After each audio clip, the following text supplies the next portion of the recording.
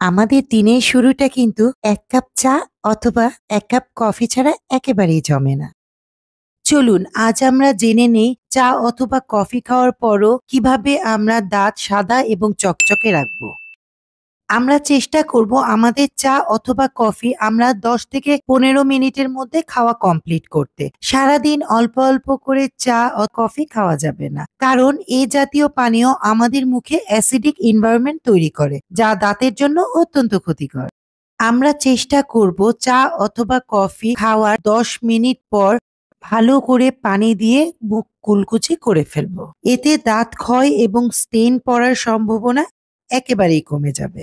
এছাড়াও আমরা দিনে ২ বার সুগার ফ্রি চুইং গাম চাবাতে পারি। এতে স্যালাইভা প্রোডাকশন বেড়ে যাবে, ফলে মাউথ খুব ভালোভাবে ক্লিন থাকবে। স্যালাইভার মধ্যে কিন্তু ক্যালসিয়াম এবং অনেক ধরনের মিনারেলস আছে, যা দাঁতে ক্যারিজ প্রিভেনশনে সাহায্য করে।